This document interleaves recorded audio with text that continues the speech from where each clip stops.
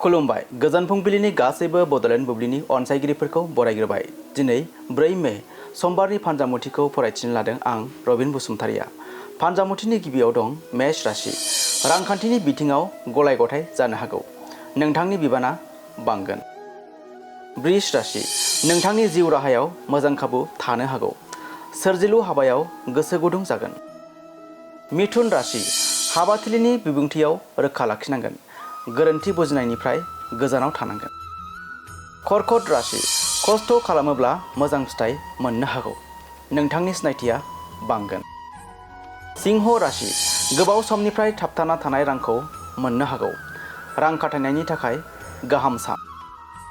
कन्या राशि। जिउ राहायाव दावगानायनि मिजिं दं। मोजां सान। तुला राशि। खामानियाव जाफुंसार आरो मुलाम्फा जानो हागौ। गोसोखौ मोजां मोनगोन।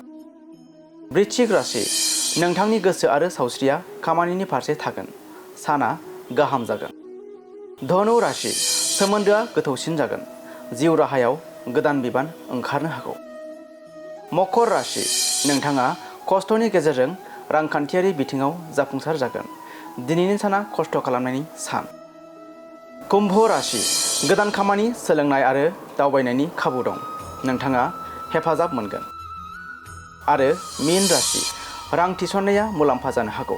नोंथाङा सांग्राङै थिरांथा लानांगोन। दिनै सानसेनि राशि फरायथिनायाबो एसेनोसै।